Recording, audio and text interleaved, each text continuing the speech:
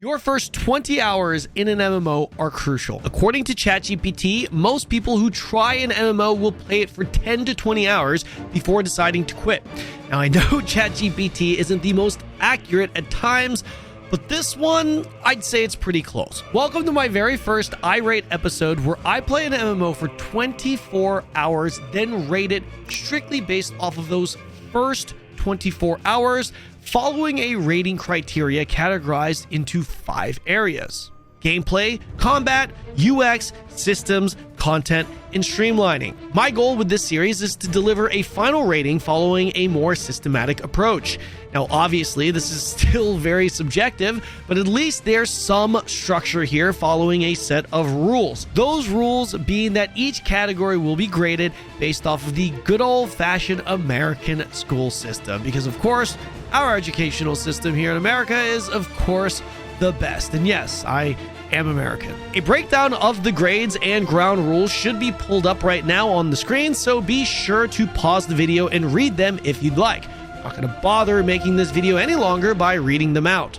At the very end, we'll tally it up and give it a final grade. And the first game to kick off this series is none other than New World. Before we begin though, if you appreciate the content, all I ask is to like and hit the subscribe buttons.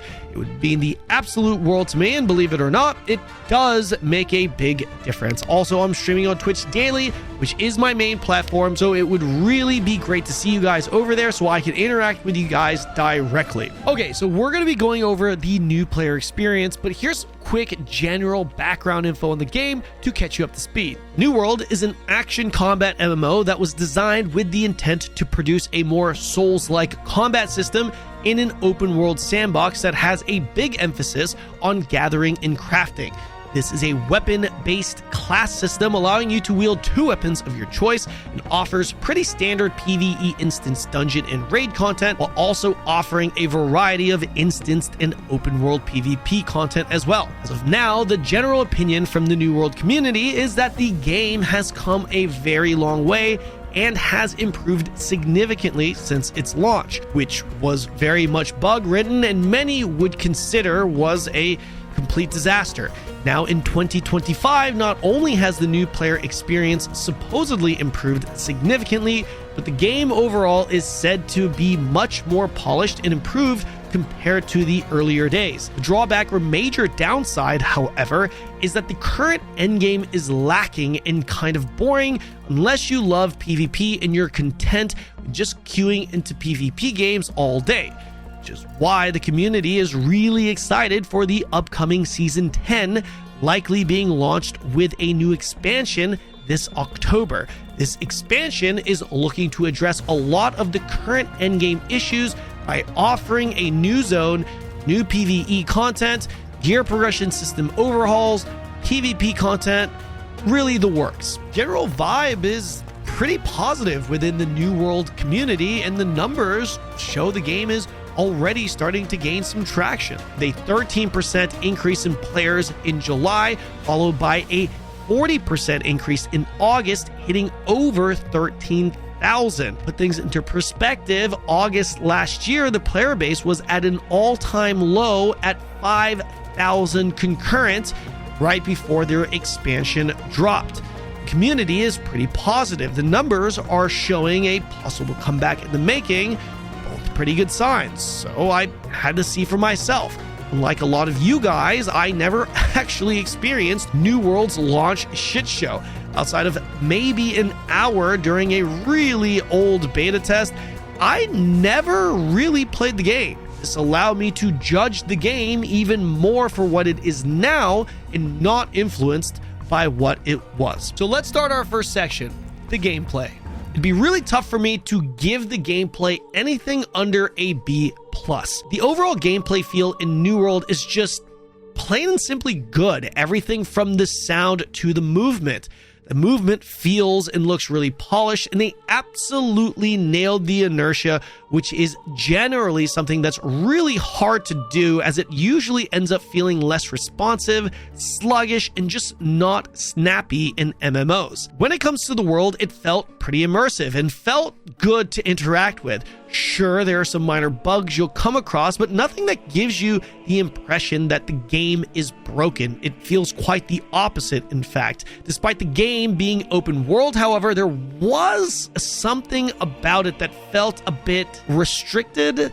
It's hard to describe feeling, but I do feel the world felt pretty solid to be in, but it didn't feel like a huge world I was in. It felt more like a large region, if that makes sense. Difficulty is another thing I felt like they did a pretty good job on in the early game. The game wasn't overly difficult, but also wasn't that easy. It wasn't brain dead simple, but not overly difficult and complex. As someone who tends to skip dialogue, I had no issues completing all the tasks.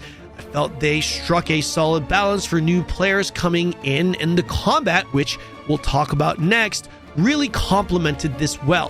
While the questing and leveling experience was solid, can't say that it blew me away. For me to give a perfect grade on this, I have to really get lost in the process to the point where I don't even realize how much I've leveled. In New World, I still was very much aware of my level, hoping to hit the cap sooner than later. But it didn't really feel like a bad grind, so overall, not a perfect grade, but certainly a high one. Combat in New World sparks huge debate, so I want to be clear here in saying that when I grade this, I'm grading it for what it is. I'm not going to give it a shitty grade because I personally happen to hate slow combat, for example, which I don't, by the way. With that said, I believe New World was the very first MMORPG that tried to deliver a Souls-like combat system, and for what it is, at least in its current state, they delivered. It's pretty good. It is absolutely the best Souls-like combat system in our genre. My grade for the combat would be somewhere between an A- and a B+. Since I can only choose one, I'm gonna go with an A-. I really appreciate the fact that New World's combat really stands out as its own thing, much like BDO does with faster paced combat. Not the biggest fan of weapon swapping games, but New World did a very good job delivering a very easy to understand combat system that's even easier for beginners to get into and enjoy, while still providing a high skill ceiling, rewarding experience for the more skilled players. Simple, yet has a lot of depth when it comes to player skill. I completely disagree with the notion that the combat is brain dead and easy.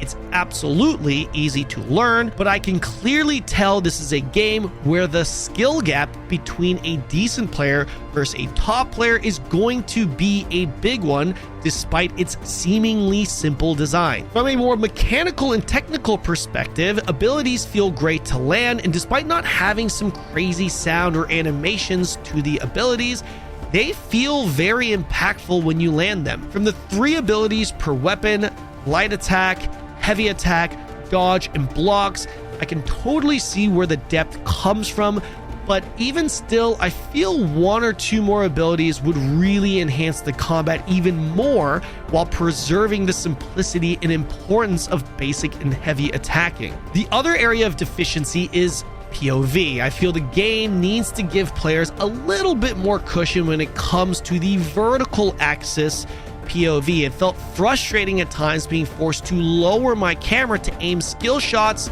with my character so close to the crosshairs when zoomed out. I can't say I would give this a perfect A+ rating, but it would be hard to give it anything under an A because I genuinely do believe they delivered a great product for what it is. And what it is the standard for slower Souls-like action combat in MMOs. When it comes to the UX, or the user experience, this one's a bit tricky to rate because it's very clearly intended to cater to console or controller users. This almost always comes at the expense of the PC user experience. Considering the controller-friendly UX, I think New World is pretty good for what it is, but as someone looking at this from the perspective of a PC player, I can't give the UX more than a C grade. The menus and interactions you have with the UI does feel polished. I appreciate the animations and sound.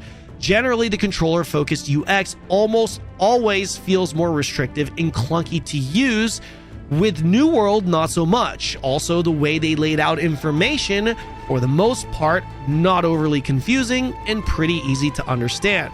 However, the restrictions that a controller-focused UX comes with prevents me from giving this any higher of a rating. I want to be able to move my skill bar around. I want to be able to go through my inventory without a huge menu appearing. I want to be able to simply drag and drop rather than click through a menu to equip. Quality of life could also be better with some of the menus. For example, allocating stat points really suck considering I have to respec everything, then manually add hundreds of points. Like, why? Add a button that allows me to input a number of stat points, or at the very least, multiples of 10. Also, the lack of a mini map, I'm just personally not a big fan of. The amount of times I had to open up a map just to see if I was going in the right direction just got really old after a while. Despite it being pretty good for the console controller theme, the UX, it's mediocre at best for a PC-focused player because of the restrictions, again, it comes along with. Does it feel polished? Sure. Convenient and functionally great to use? No. Again, for the PC user. Next, we have the systems. The systems New World offers in your first 24 hours, overall, I would give a B+ grade to. The biggest carry in this department is the life skill and crafting systems. I absolutely love these types of systems in games. Being able to interact with so many different objects in the world not only makes the game feel more immersive, but it also gives value to so many different things. The weapon skill system is pretty straightforward. Pick your strengths and weaknesses type of system while leveling them up by simply using them to unlock more skills. The leveling speed was very reasonable, wasn't too fast or too slow for a new player, with leveling hotspots that you can discover, which allows you to level weapons up really quickly in case you want to swap weapons. This allows new players the ability to change weapons if they aren't really feeling the initial weapon they chose. The stat point system I thought was solidly done as well, giving you even more variety within the builds you choose. I really liked how simple yet effective this package was. When it comes to the gear, I began to learn about person artifacts, which are essentially just traits that your gear comes with. I thought the system of mixing these perks and looking for the right ones for your build was pretty well done and easy to understand as a new player. You can feel the difference with some of these perks. I can't really judge the endgame gear upgrading system considering my journey consisted of mainly just buying gear from the auction house or obtaining upgrades via the quest line as I was leveling. As a new player, I feel the way they designed the gear acquisition through leveling was very well done, as you gained a sense of gear progression through questing, which in turn also made the questing experience feel more rewarding. However, I don't think I really got much guidance after hitting level cap. I pretty much relied on my chat to help me transition from questing to endgame gear. The only thing preventing me from giving this section an A grade is because of this. I was able to hit level cap within the allotted time, and if I have to rely on a third party for information, I can't give it a high grade. If I were to grade this section based off of everything pre-level cap, I would give it a solid A. When it comes to the overall content within the first 24 hours, I'd have to give New World a C+ or B-, leaning towards a C+. I'd imagine the leveling experience is vastly different now than it was at launch, but now you're incentivized to just go through the MSQ or the main story quest.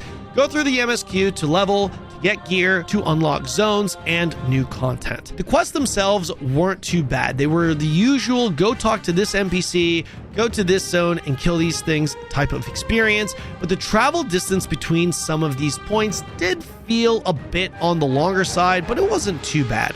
Some of the instances and fights you experience in the MSQ are done quite well and are fairly challenging. I remember thinking a hardcore leveling playthrough in New World could go pretty hard. There are also lower level dungeons or expeditions you can go on for some good experience, but they weren't anything special. I didn't really complete them thinking, damn, that was really fun. I actually had a pretty good time experiencing the leveling content for the most part, but I can't give this a higher grade because at the end of the day, it was pretty generic. It was really good for being generic, but still generic. I feel like for me, more of the fun came from the combat and difficulty rather than the content design, which is what I'm ultimately rating here. New World, I felt, did a pretty good overall job streamlining the experience for me as a new player early on.